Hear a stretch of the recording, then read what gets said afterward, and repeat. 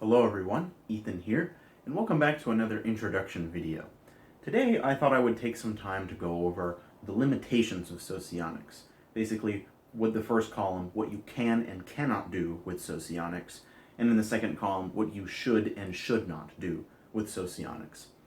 So if you remember, if any of you have ever taken a high school chemistry class, you know on the first day of school, they give you that sort of safety sheet, and you got to fill it in and take the test to make sure that you pretty much know the principles of how the classroom is to operate. That's pretty much what I'm going to be doing here. I'm going to be letting you know, again, what you can and can't do with the model, and how the model should be used. In other words, the responsible use of the model. So, let's get right into it. In terms of limitations, when we talk about limitations of type, when we type somebody, what are we looking at? What are we using to come to a descriptive analysis of their features, of their personality? And so I would say some of the limitations of the model are intra-type differences. Let's say you've typed two people the same way. Now, we're not going to expect those people to be exactly the same in all different areas. No, those people are going to have intra-type differences, as opposed to intertype differences, meaning differences between people of other types. And so there are a lot of kinds of intra-type differences that I'm going to be going over right here, but I thought a most general category to start out with is that no, the model does not assume that everybody is the exact same. The model does not assume that, if you type somebody some way, that you type somebody another way, that they're going to be exactly the same person. While the model is, constructed cybernetically, like it conceives of the human being as being of a particular architecture, that's not to say that that architecture defines the person. Obviously, people still have their personality. This is just something to model that personality. To move on, socionics does not categorize specific behavioral acts. If you bend down to tie your shoe in a specific way, you can't say, oh, well, he's a X type. No, we're not going to do that. You can't focus on specific behavioral acts. Instead, we focus on behavioral trends, how somebody does something in a specific way according to their behavior, and how that pattern of behavior is continuous over time, not what they do in one particular instance over another that can lead us to their type in a very quick way. That's usually very sloppy. And that kind of leads into my next point, is free will. Obviously, going against the sort of free will determinism debate, we're not making any claims about that. I'm not making any claims about that. I can't say either way whether I'm a determinist or I believe in free will, but functionally, according to the Socionics model, human beings do have free will. Obviously, if you're typed as some type, it's not that you can't do an action that is somewhat contrary to the trend for that type. Let's say, for example, I'm an LII, and LIIs have force, SE, extroverted sensation, in a vulnerable position. That's not to say that I wouldn't be able to do those things in specific scenarios, or that I would go against my type to do something that is very contrary to that type's stereotype or archetype.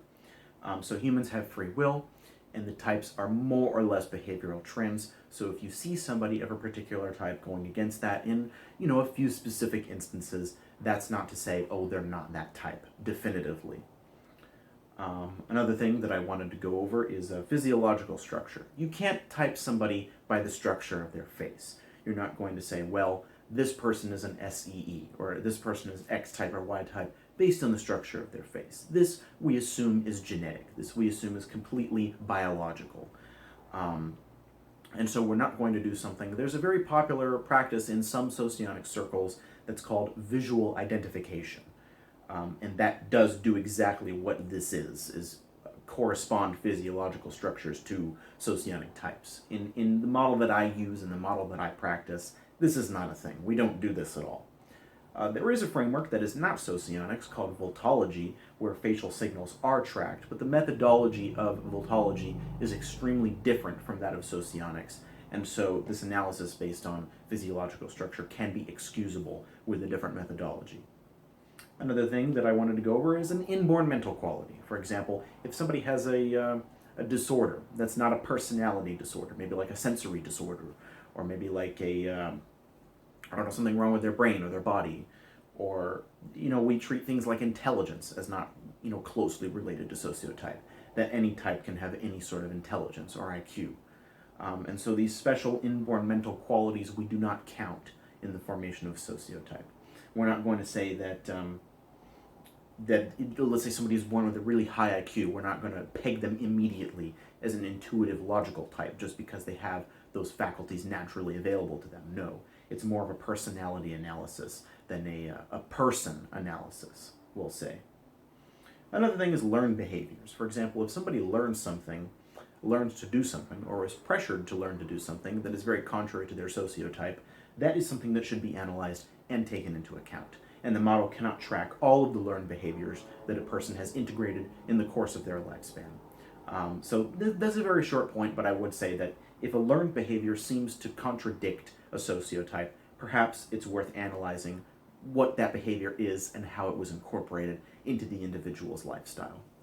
And the last point that I want to go over with the limitations is cultural influences. For example, your family, your relatives, your occupation, your religion, your nationality. All of those things are going to have cultural influences on you and alter your personality in specific ways that may not be trackable with the socio model.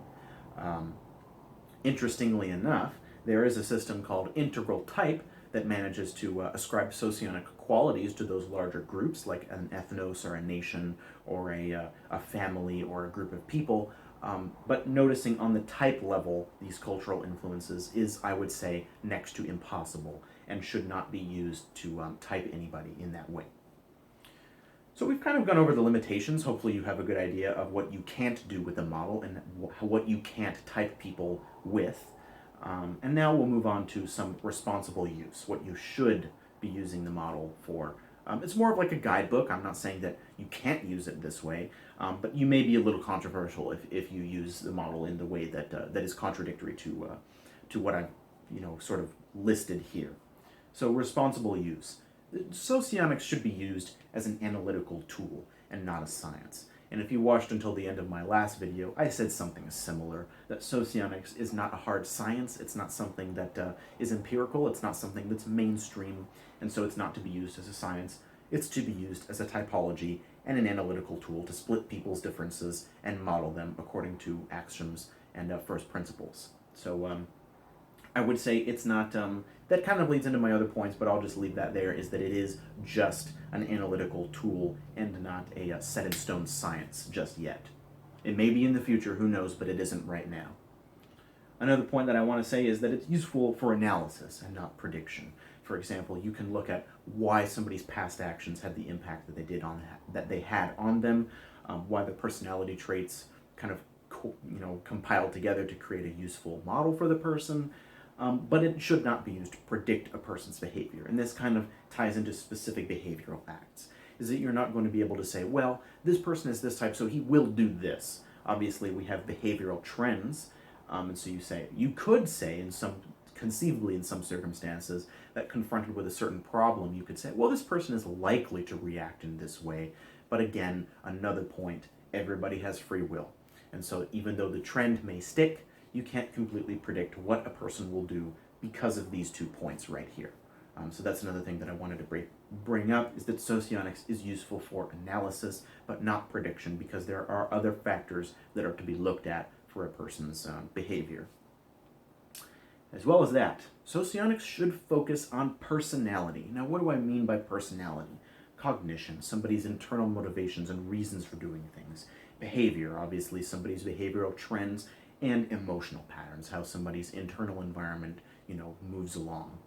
And nothing else. Focus on personality and nothing else. As I outlined here, these are the things that are not to be focused on when applying the socio model, and personality is what is to be focused on, because socionics is, after all, a model of personality and nothing else. So I figured that was a good point to bring up as well.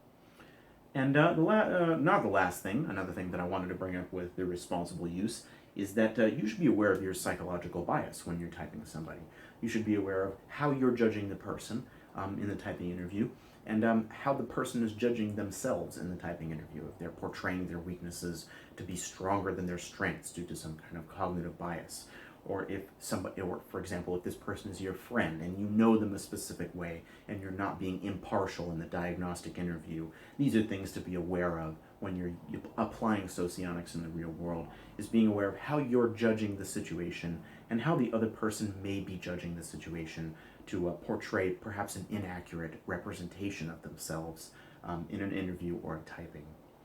And the last thing that I wanted to go over is respect for other people's perspectives. Is that if you have your model is based on certain principles and you use those principles to analyze yourself and others, and another person comes along with completely different principles, it's useless to argue based on those incompatible viewpoints. And so it's best to discuss, come to some common ground, and perhaps agree on a standard platform for socionic exploration, because after all, this is an analytical tool and not a science. And other people may be using the analytical tool in different ways than you are, so it's also important to analyze how other practitioners are utilizing socionics so that needless conflicts don't arise unnecessarily. And that's about it. This should be a shorter lecture for today, just had to go over a few different points. The intro series is almost done. I will likely have only 1 or 2 more videos in the intro series before we get into the information series, which should be a little bit more interesting. But I feel like all of this, pre-padding, this context, is necessary for our exploration of socionics. So I hope you enjoyed this lecture. I hope you learned something about, maybe you had known these things already, maybe you had thought of these things already, but just for me to set them in stone for you, not set them in stone, but like list them out, for example, so that you can see them right here and refer back to this video if you're ever unsure about something. That's the main reason why I made this lecture the way that I did. So hopefully you learned something. Hopefully this highlighted some key things for you to focus on, and I will see you all in the next lecture.